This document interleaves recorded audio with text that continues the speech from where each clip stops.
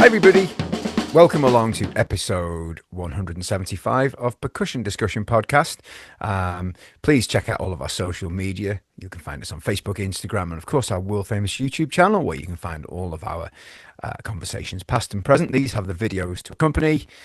Please subscribe. There's no adverts to get in your way. It just helps grow the channel and informs you when there's any new content, of which there is quite regularly. So if you could do that, that'd be great. If you'd rather listen on the go, then all of our conversations are available in podcast form, and these are free to download from your favourite podcast providers. On to today's guest, a wonderful British drummer with a real wealth of experience on his CV. He's played for the likes of Sam Fender. He's played for Becky Hill, Reef, Duran Duran's, Andy Taylor. But this year, really interesting, he's been one of the drummers playing for Adamant on his recent tour. And I was lucky enough to catch it as well. So it gives me great pleasure to welcome the fabulous Mr. David Greenie. Greenie, thanks so much for doing this. Thank you, mate. Thank you for having me. Oh, it's an absolute pleasure. And you're currently in a hotel on a night off. Yep. Well, let's talk about where you're at the moment, because you're on a pretty hectic, a long tour at the moment, aren't you? Yeah, 24 gigs in just over a month, and I've got two days off. I had yesterday and today off here in Southend.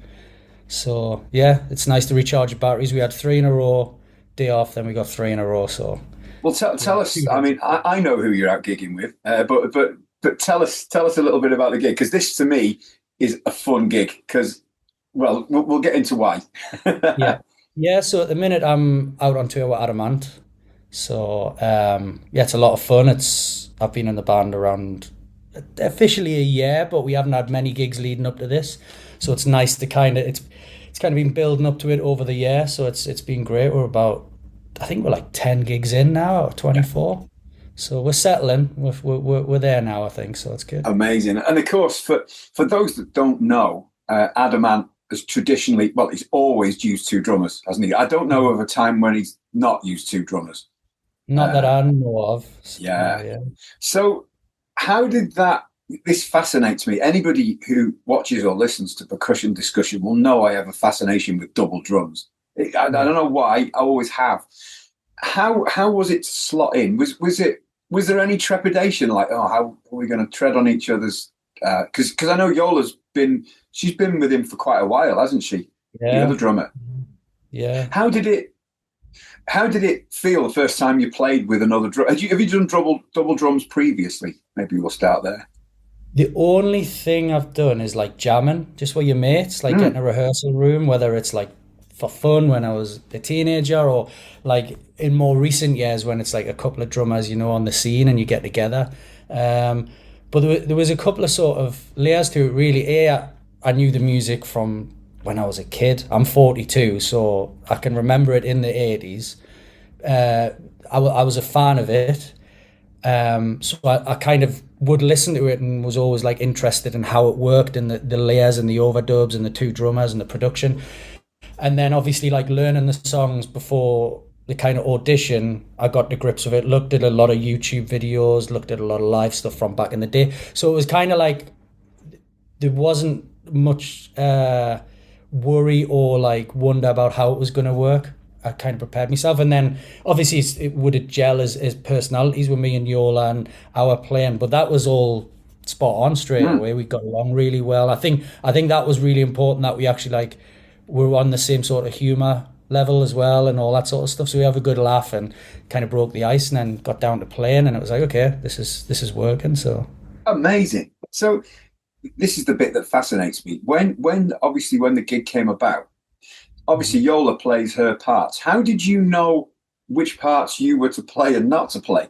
Were you told that, or because obviously you can watch a video, you can have like Chris Merrick-Hughes playing, or whoever, or from way back. How do you know which bits you're going to put in? I just need to thank a lot of fans, basically, because I just looked on YouTube videos. I looked on the previous tour, and just watched and tried to find angles where I could see the drum parts I was going to do. So it took a while, because I was just given the songs. It was like, I think it was like 25 songs to learn.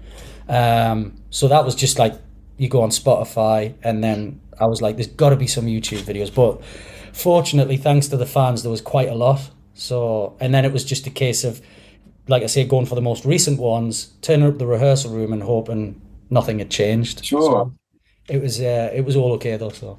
So you basically watched what Yola's played, so you know what she's going to be doing. So you just take the other, whoever was playing on the videos, you take their parts. Simple as that. Yeah. Wow, Yeah. it's a lot of work, isn't it? It is, like, because even when you're watching it, like the angle was never like, say, behind the kit, and there's you can hear the two drums going. So there was a lot of like a little bit of guesswork and a sort of bit of intuition, and so but it all worked out. And then any sort of creases that needed iron out, we sorted it out in the rehearsal once I'd got the job, and it was like, okay, well, this is here, we do this, and then some stuff we just decided to do that was new as well, and trade things and all that sort of stuff. So and like Adam, is he pretty cool with what you do? Does he kind of let you get on with it, providing it's right, or does he have some input into it if you want something changing? Yeah, he has input if it's like tempos, because this is a really interesting gig. There's no backing tracks, there's no click. Wow, nice. It's old school. It's really old school, so which is really refreshing. Obviously, like I do a lot of stuff. Well, I can't remember the last time I didn't play it to some kind of click or track or whatever. Yeah. So if it's like a tempo wasn't right or something's not fitting, because he starts a lot of the stuff himself on the guitar as well, especially the early songs. So yeah, he gets involved, and the rest he kind of lets me do what I want. I don't stray too far away from the parts. They're so much fun anyway, and they've obviously been brought to life a bit more live than the original recording, some of them. So, but I might whack the odd fill in or just feel like I want to play around a bit, and it's always cool. So there is that freedom within it as well. So I love it. I love that. And as far as playing with another drummer, do you? Obviously, you live in fear of flams, don't you? When you're playing with some, it's two people's idea of a backbeat isn't always the same. They might be equally great, but yeah. And did you get any of that, or was it straight? Was it pretty much cool all straight away? It happens. I mean, it still happens on the tour. Sometimes, though, I think it works really well with this music because Thickens it out. Yeah, it's like the Burundi tribal. That's kind of, if it was right on the money, then I think you would lose a bit of that like feel and human side to it, because all that African Burundi stuff, it is quite flammy and layered anyway. But yeah, there's still odd times where someone's like, whoop, you've jumped, or you're dragging. But again, that's the fun of it, isn't it? It's kind of and I suppose if you were totally metronomic and totally together, it kind of defeats the object of having two drummers, doesn't it, really, I suppose? Yeah, I never thought about that. But fascinating. And so, and I like to talk about this because I think it's important and it's a bit overlooked. As far as monitoring goes, when you got two drummers, are you on ears or are you on old-fashioned wedges? How do you do it? So I'm hardwired with ears, and I've got like a little Behringer mixer, and then I have like my SPDSX pad comes in. I've got control of that, and then just I get a feed. I've got a sub, and then I can hear a little bit of Yola as well, because there's parts where she'll be doing the song and I'll jump in, or like there's a song Red Scab where we've decided on this tour we're going to sort of trade solos a little bit. But yeah, it's quite like it's an old school setup, but like I guess new technology in that sense. I just prefer ears and get a bit of warmth from the sub. So. Yeah. So you can hear each other. You've got each other in your mix quite clearly, then. So you can. Yeah. So that's interesting. And the venues you're doing, they're pretty sizable, aren't they? Let's be honest, they're not small spaces. Because I know I'm coming to see you in. Well, this will probably be out by the time, but I'm coming to see you in Liverpool, so I'm looking forward to it. And that's not a small venue either. No, they're good. These are like my favorite size venues because, and I like the style of venues because they've got so much character and history. And I'm like a total venue nerd. Like we played Brighton the other day, and I was reading like, oh, this is where ABBA won the Eurovision Song Contest, and you're seeing the old Jimi Hendrix flyers, and I get really into that. So the character and the sound of some of them as well, because I feel when you start to get to the arenas, that cliche, you lose the audience a bit and the distance. So Yeah, I love these size venues, and obviously like Hammersmith, Odeon, or Apollo, I still call it. That's just what It'll always be the Apollo, always. always. And So yeah, acoustically, they're usually great as well, aren't they? yeah, The yeah, music's they are. spot They're, on. they're really good, and I'm gonna sound biased, but I'm not. Like obviously places like this, the Glass House, the old Sage and Gated, Mm. where I'm from. That's brilliant. That's such a great sound, and you hear that from the crew and the sound engineer as well. So they're brilliant places to play. So Yeah, proper stuff.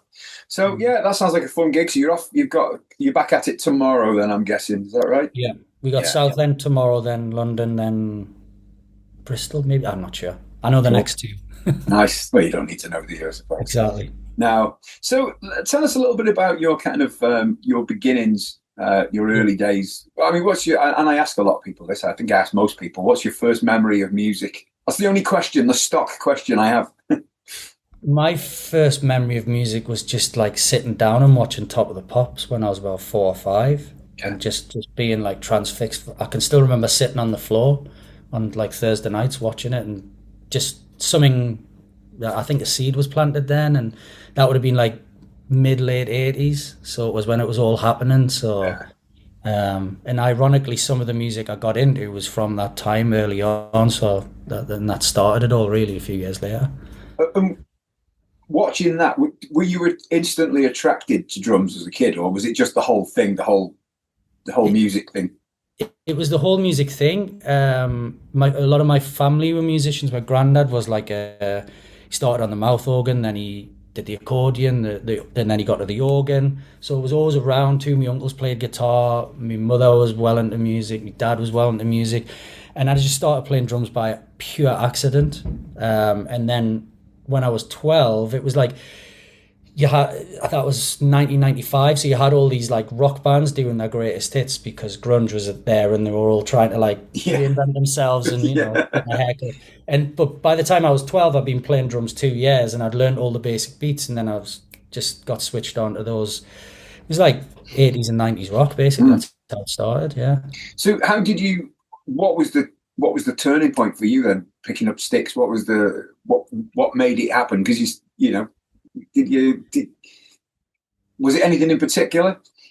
It was just a few bands and a few. I started watching like music documentaries. Like I say, I've been playing drums a few years, and it's something just clicked, and this Mm. obsession started, and it was like, wow, look at these people. I was from like a working class town in the northeast, and it was the classic like you're a footballer, you work in a factory, or you become a musician type Mm. thing, which has always been the way. And I just saw this world as a golden ticket to get out there and tour, and the love of music. So it all just yeah, it was the bands, the documentaries, watching like MTV and VH1, all these like rock programs, and just being like, this is the way. So it's very fortunate. I had to work really hard for it, but I've always felt very lucky that I found out what I wanted to do so young, sort of thing. And from the age of 12, it was just like laser focus to achieve it, basically. So that's all that was in your head. This is what I'm going to do. Totally. I played football for a bit, but it was music. I used to tell me teachers and the usual, oh, it'll not happen, and just yeah, it was just everything was music there from then on. So Yeah, love it. I hear that a lot, and I like hearing that. yeah. It's a similar story with myself, I think. And what about? Are you self-taught, or did you get some music education, drum education going on? I got lessons at school. Like I say, I started by pure accident, and it was like last year primary school, and I learned in a really good way. I was taught in a really good way. I spent like 6 months on a practice pad, just learning how to do strokes, learning basic rudiments, and then after 6 months, it was like go on a kit, and that continued into secondary school, and then I stopped when I was like 16, 17. I was gigging loads by the time I was 14. And then I was self-taught and been in bands. And then about, I don't know, maybe 10 years ago, I started getting lessons from Steve White. I Oh, just okay. when just thought I'll see what sort of bad habits I've developed and wanted to have a bit of a rejig. So I started getting lessons from him again as an adult, and did that for a few years. And yeah. So And that was, how was that? I have to say, it takes some balls to do that, especially after you've been gigging professionally. yeah. To kind of go, well, let's see because you could be getting ready to take some heavy criticism, couldn't you? Let's be honest. Yeah, yeah. And It was. I know exactly what Whitey's pedigree is, and Yeah, I've spent many hours with him socially and watching him play. And yeah. how was that as an experience? It was brilliant, and I was like all for it. I'd won an award through Rhythm Magazine and Music Radar in 2016, and I was like, I really want to push myself even further. It was like the best new drummer and the best in drums for 2016, and I was just like, I need to build on this. So, and obviously I knew Steve and had met him several times, and I just asked him. I was just like, "Are you doing lessons?" And yeah, I started getting them. It was great though, because it was literally like, what bad habits have I developed? How can I improve? And doing like looking more into jazz, and he's great for like music industry advice. And obviously you can totally trust him because he's a legend, and he's the real deal. So it was brilliant. It really helped me. So Yeah. When somebody's done it at that level, because there's great teachers out there. There's people who profess to be great teachers who haven't really done much. And when somebody like him who's done it all, you kind of listen, don't you? You know it's going to be legit information. And exactly. Absolutely. So the stuff Steve did with you, do you still use today? Did it help you greatly? Massively, yeah. It was just a lot of, because I'd spent so many years, I guess, playing in rock and indie bands. I'd done like quite a few sessions and different genres and all that, but I mean, me in me heart and me soul, that's who I was. So it was nice to kind of branch out and look at it sort of like subdivision, something I'd looked at but not really gone down the rabbit hole with, jazz drumming and stuff like that. And he was really good, because obviously YouTube was around and I was getting distracted, and he's like, just these are the drum bibles, just buy these books and look at these. And it was all the classic ones like George Lawrence Stone, Stick Control, Joe Morello, Master Studies, all those kind of things, where it was just like, I remember doing it a little bit as a kid, but I was into heavy metal and I just wanted to listen to Iron Maiden. I didn't want to do like Master Studies. So it was good to go back over after all those years and really get me teeth into it. And yeah, it's still paying off now. So that's amazing. So did you learn to read at an early age then? Were you taught to read? Obviously, if you're reading those books. Yeah, I was taught to read, and I got really good at it. And then obviously when I stopped getting lessons at school and joining bands, I kind of went to one side. So when I've done sessions, I've never really done reading sessions, but I chart stuff out a lot. And if it's a mixture between notes and notation and just written notes. But then when I went to see Steve, it kind of reignited it again. And yeah, I did some teaching in lockdown and stuff. And yeah, so I do a lot of it, yeah. So that's good. It's one of those. It's a tool, isn't it? It's a tool. The way I describe it, you don't have to use it, but if you need it, and for charting stuff out, even if you're on a gig and you're not sure of the material, just write the basic groove down, and it's a starting point, isn't it?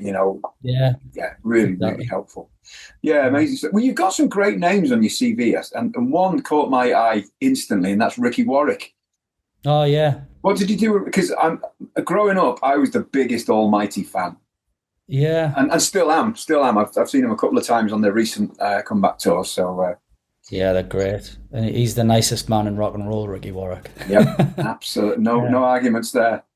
Yeah, so that was a weird one, because I drummed. I was like a studio drummer for Andy Taylor from Duran Duran from like 2011 till 2018, and Andy was doing an album which came out a few years ago, and then obviously he produced The Almighty back in the day, and he was starting to write with Ricky for this album. So Ricky, like, Andy's got a place in Ibiza, and I used to go over there a lot, which was brilliant. Had some great memories and did a lot of good work.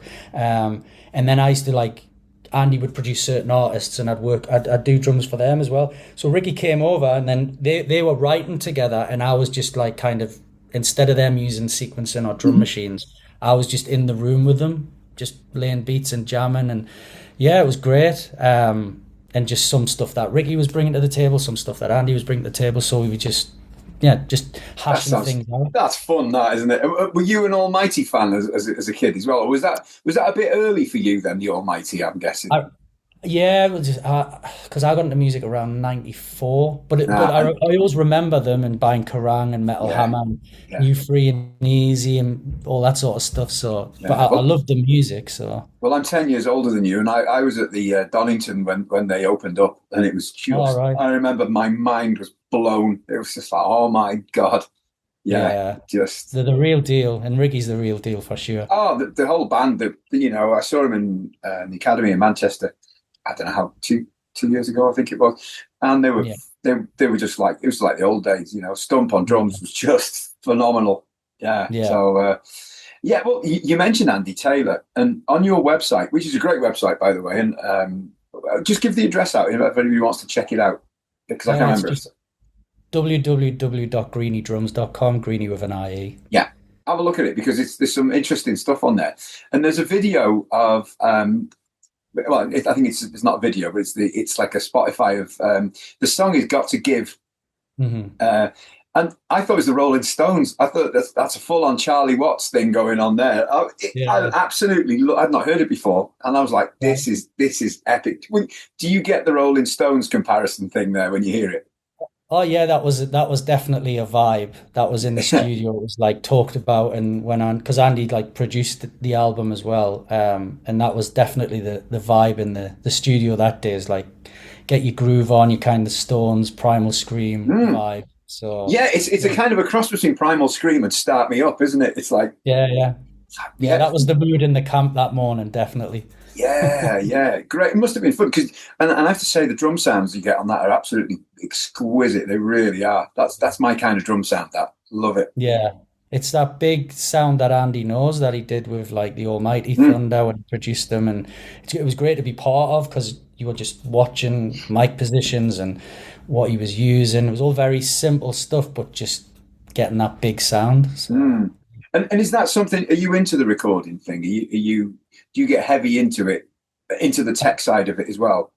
I don't get heavy into the tech side of it. I did production at college, but just I love sounds and I love the experimentation of it. Trying things, mic positions, and just watching and kind of learning. But yeah, I don't have like a big recording setup at home or anything. But I'm into it. I love reading about it in books and how things were Sure. set up and recorded and all that. No, it fascinates me. I mean, I don't really have the technical knowledge to be able to. I can do some basic stuff, but nothing Mhm. in too deep. Mhm. But again, I find it really, really interesting all the different techniques and all the Yeah, old microphones and preamps and stuff. Interesting, yeah. yeah. So, but as well as being an accomplished and busy drummer, you were saying earlier that you do a lot of teching as well, which I Mhm. guess if you've got some down months, it's Yeah, ideal for something like yeah. that. Is this something you've always done? Well, technically, I always make a joke that you're twice as good of a roadie as you are a drummer when you when you're your own tech because you set it up and take it down. I was my own tech for a lot of years, when just coming up or whatever. But I've only done the teching for a couple of years, just Mm, just after lockdown, really, and it was just like a way to diversify. It was a way to stay in the industry when like the touring was quiet, and I found it helps with meeting a lot of people and a lot of like MDs and mm, there's been times when I've stood in for the drummers as well that I've been yeah. looking after. So it's all part of that same family really. So and I don't mind it. I sometimes it's nice to just sit at the side of the stage with a spanner in your hand and watch someone else drum. And as long as I've got the balance, like it's if I do it too long then I miss the drumming, but Yeah, it's all part of the music, isn't it? So I don't mind. absolutely. Was there any kind of, because I often wonder this, some drummers can be very, very picky, and I get that. Things need to be right and they need to sound right and be positioned right. Were you ever nervous setting somebody else's drums up? Because the natural thing to do is to set it up like it would be comfortable for yourself, and that's Yeah. the total anti way to do it, isn't it? It's nothing to Yeah, do with yeah. your own Yeah. likes and dislikes. Was it Yeah. a nerve-wracking thing to do at first? Definitely, I think it is with every drummer I've worked for and with, and some like I did do a big campaign with Becky Hill, and her drummer at the time, Louise Bartle. I'm friends with her. I knew her from back in the day, and still it was like, have I got this right? And I think one of the challenges, like you say, is like I'm big into drum tuning. Like I'm kind of I find it I'm a bit of a geek with it, but it's like it's that difference between what you like and what they like, and finding the happy medium and all that sort of stuff. So it's a bit like, I don't know, like you've got to take yourself out of who you are and really like when you're doing session work, serve the artist. It's like serving the drummer Of from another course. drum point of Yeah. view. No, I get that. So yeah, so it's at first it is, but I've been very fortunate in the sense of everyone I've worked for, that they've been really cool and nice. So Yeah. So if they have, for example, right, if they have tom tunings which make you go, ugh, would you be able to say, well, look, why don't you try it like this? You know, especially if you're deep into the tuning thing, could you give them an alternative and say, have a listen to this in comparison? And would you? yeah, I have done that. Yeah, yeah. It's just kind of like at first understanding what that drummer's like, and whether you think that they take your advice on, Yeah. or whether they're set. But I did on the I just did a tour last month, and that's very much like that, where we kind of worked together, and sort of they took on what I knew, and we worked with what they knew, and kind of came up with a sound. So yeah, Oh, that's good. if I feel like I can, I would say something. Yeah. Oh, that's really good to know. So I'm guessing once the kit's up and the show's underway, there's not a whole lot for you to do. Just keeping an eye out for anything that loosens off, I suppose, or breaks. Yeah, yeah. Have you had any disasters along the way? Oh yeah, loads. Yeah, yeah. Like it's usually the technical stuff, like the SPDSXs or MIDI not sending, and it's like, but yeah, I always say it's like a very that kind of work is very intense 2 times per day, which is when you're loading in and setting up, and when you're breaking down and loading out. But the rest of the time, it's just focusing, just making sure you've got a good line of sight, and you've got a thing going with the drummer about sort of what they need. Some people have the shouts where they can talk to you or talk back to the mic, but a lot of the time it's just when you see the arm waving, and it's like, okay, what's going on? Yeah, what we broken? Yeah. Yeah. As far as the technical stuff, like SPDX or whatever, is that your department as well? It's all the electronics. That's your remit. So you need to know what you're doing, then, don't you? Yeah. That's definitely my department, and whether that's like whether it happens in the gig, or if it's something even just in a sound check where they'd want to change a sample or change a patch, and it's got to be done before showtime. So but yeah, so you'd have to do the patch rather than the drummer then doing it. Sometimes, yeah. Sometimes the drummer will want to do it. I'm a bit like that. I'll just do it myself. I'll not bother, because I have a tech we're adamant, but I'll just kind of sort it out. But yeah, I've sat under a few months ago. I was sat under some tarp at a festival in the US, absolutely boiling. But because they were headlining the festival, so the kit stayed on. So I was like hiding under, getting power. But it's all part of the job. It's all fun. Yeah. And can I ask, right? And I'm not after numbers or anything. Is it as financially good, shall we say, as doing a drumming gig, doing the teching stuff? I'm not after any numbers or anything, but is it close? It can be, yeah, depending on the budgets and stuff. Yeah, that's why it's a good sort of, like, I've got a family. I've got a kid and another kid on the way, so it's like you got to keep working. So it's it fills in the gaps, and it can be, yeah, definitely. Oh, well, that's good. I mean, that's anybody watching or listening to this who wants to get into the business. I think that's a really interesting thing to hear, and obviously a knowledge of drums and tuning is a massive help. You don't want to tech who can't tune drums. But when it comes to tuning, do you do it by ear, or do you use any dials or gauges or anything? I just do it by ear usually. Just kind of like listen for the overtones, and obviously depending on what that drummer wants, whether they want moon gels on, or whether there's snare weights, or whether it's just like clear and open. So yeah, I just like used to love doing it when I was younger and got really into it, and then used to help out at certain studios doing it and stuff. So yeah. Because not everyone, and I'll be honest, I'm not the best at tuning. I'm pretty poor at it. And if I've got a 13, forget it. It's not going to go in tune ever. I can't tune 13. I don't know what it is. I don't know if you use a 13, but no, it's just not for me. Right, it doesn't work. No, I have a Heyman 13, but it rarely gets used. But yeah, and as far as your own setup, what's your preferred choice of head? I don't normally get into the technical stuff, but when you get somebody who's into the tuning, what's your sound, if you like? What would you prefer? So I'm with Evans heads, and I just have like G2 coated on the top and G1 clear on the bottom. Okay. When I was younger, it was all clear, but as I've got older, it's like smaller drums, warmer sounds, all that kind of stuff. So yeah, that's what I use at the minute, and G2's coated, G1s, and just they sing. So warmth over attack, really. Then. Yeah. And just try and get the drums, especially the toms, to have the body, the howl, especially with this gig where it's like it's all tribal and you really want to get those drums to sing. So yeah, because you with Natal, aren't you? Natal, yeah. Yeah. How long have you been with Natal? 10 years now. Wow. So, okay. Oh, a good while then. Yeah, the legend that is George Frederick. Oh, absolutely. He's looked after me. No, George is great. Well, hopefully George is going to be on the podcast. I think nice. I've managed to twist his arm because he doesn't do podcasts. But I've asked him. I've asked him nicely so many times. I don't think he can say no anymore. So, and he's got the stories. Oh, he's got whether he can tell them or not is another thing. On air, that is. But yeah. So you're saying you've got family and you've got another one on the way. So I've got two kids. They are 8 and 3 now, and it must be hard going away for like long stretches of time. And how do you get around that? You've obviously got a very understanding wife as well. Very understanding, very supportive, and just obviously like technology is a great thing. Yeah. And when I'm home, the greatest gift you can give, I've learned, is just time. Yeah. So it's just like being there and being present, which I want to be, obviously. But yeah, it's the life we chose. But it helps when, my wife's very supportive and yeah. Because I remember when my son was due, and the due date was the first date of a 30-date tour.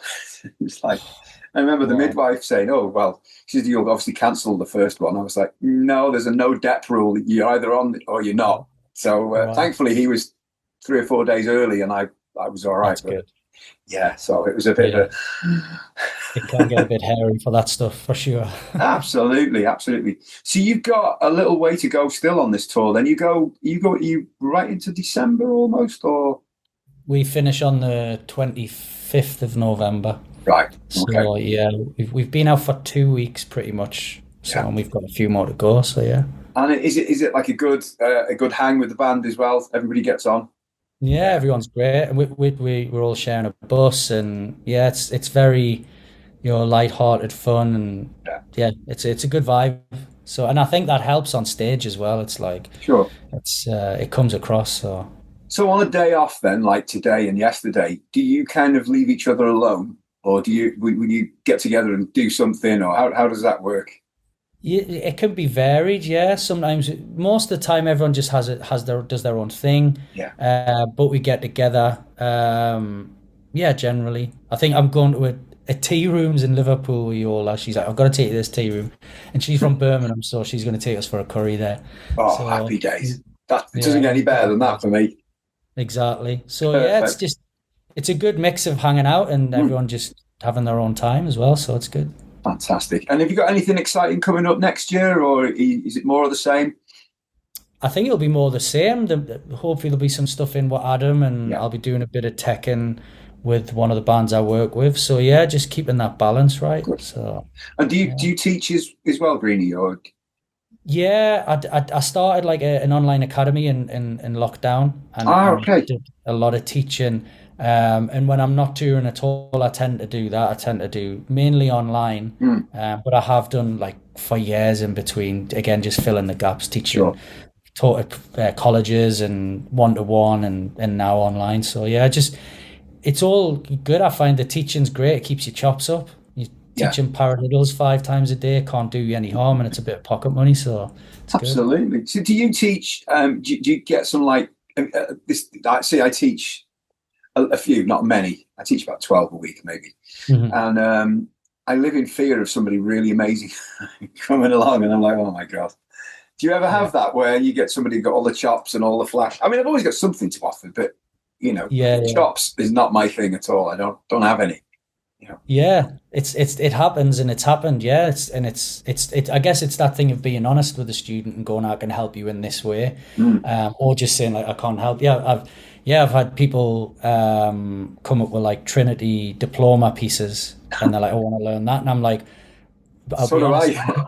yeah, we're going to learn it together, and it becomes this fun project, and it's like, okay, let's learn it together. Let's dissect it, and instead of kind of just saying, oh, I can't do it, it's like, okay, let's make it fun and Yeah. tell each other. So yeah, Oh, that sounds amazing. So if anybody, again, watching or listening, wants some lessons, if you've got the hmm time, then it could happen. definitely get in Ah, that's touch. amazing. Of course.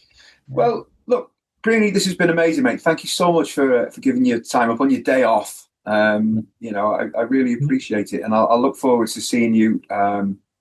It won't make any sense this, but a week Sunday. So if you're watching Yeah. this is 2025, by the way.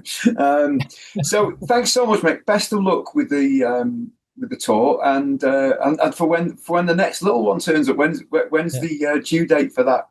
Well, it's funny you should mention it because it's the end of this month. So Oh, no. Right. Okay then. so I'm straight. I've done like 8 weeks away, and I'm straight into dad mode. So no rest for the wicked. Oh no, that's going to be a busy December. But there we go. Yeah. Well, look, all the best with everything, and I will see you soon. Take care, mate. Thank you very Thanks, much, Greenie. mate. Thanks, Thanks for buddy. having me. Bye bye. Bye. Bye. Bye. Awesome, mate. Let me stop recording.